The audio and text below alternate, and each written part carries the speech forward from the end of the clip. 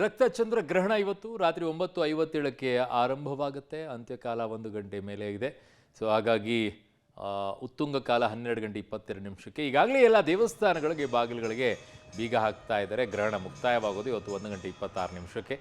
So ದೇವಸ್ಥಾನಗಳಿಗೆಲ್ಲ ಪೂಜೆಯನ್ನು ಮಾಡಿ ದರ್ಬೆಯನ್ನು ಇಟ್ಟು ಸಂಪೂರ್ಣವಾಗಿ ದೇವಸ್ಥಾನವನ್ನು ಬಂದ್ ಮಾಡ್ತಾ ಇದ್ದಾರೆ. ಗ್ರಹಣದ ಯಾವುದೇ ರೀತಿಯಾದಂತಹ ಪರಿಣಾಮಗಳು ದೇವರ ಮೂರ್ತಿಯ ಮೇಲೆ ಆಗಬಾರ್ದು ಅಂತೇಳಿ. ಆದರೆ ದೇವರಿಗೆ ದಿಗ್ಬಂಧನ ಹಾಕೋಕ್ಕಾಗೋದಿಲ್ಲ. ಹೂವಿನಿಂದ ಅಲ್ಲಿ ನೋಡ್ತಾ ಇದ್ದೀರಾ.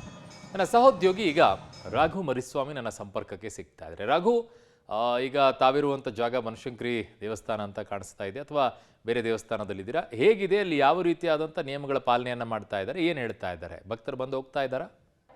ಅರುಣ, ನಾನು ಬನಶಂಕರಿ ದೇವಾಲಯದಲ್ಲಿದ್ದೇನೆ. ಗಮನಿಸ್ತಾ ಇದ್ದೀನಿ, ಗರ್ಭಗುಡಿಯ ಮುಂಭಾಗದಲ್ಲೇ ನಿಮಗೆ ದೃಶ್ಯಾವಳಿಗಳನ್ನು ತೋರಿಸುವಂಥ ಪ್ರಯತ್ನವನ್ನು ಮಾಡ್ತಾ ಇದ್ದೀನಿ. 5:45ಕ್ಕೆ ದೇವಾಲಯವನ್ನು ಸಂಪೂರ್ಣವಾಗಿ ಗರ್ಭಗುಡಿಯನ್ನು ದರ್ಬೆಯನ್ನು ಹಾಕಿ ಕ್ಲೋಸ್ ಮಾಡಲಾಗಿದೆ, ಬಂದ್ ಮಾಡಲಾಗಿದೆ. ನಾಳೆ ಬೆಳಗ್ಗೆ 4:30 ತನಕವೂ ಕೂಡ ಯಾವುದೇ ರೀತಿಯಾದಂತಹ ವ್ಯವಸ್ಥೆಗಳು ಇರೋದಿಲ್ಲ. ದೇವರ ದರ್ಶನಕ್ಕೆ ವ್ಯವಸ್ಥೆಗಳು, ಅವಕಾಶಗಳು ಯಾವುದೂ ಕೂಡ ಇರೋದಿಲ್ಲ. ಸಂಪೂರ್ಣವಾಗಿ ಎಲ್ಲವನ್ನು ಕೂಡ ಬಂದ್ ಮಾಡಲಾಗಿದೆ.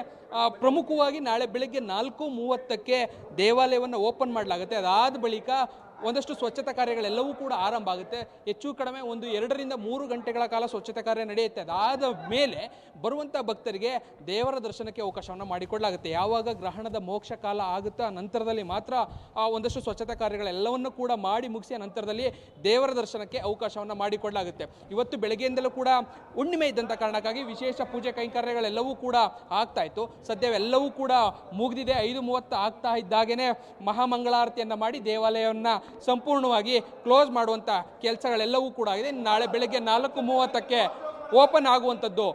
ಅರುಣ್. ಓಕೆ ರಾಘು, ನಿಮ್ಮೆಲ್ಲ ಮಾಹಿತಿಗೆ ಧನ್ಯವಾದಗಳು.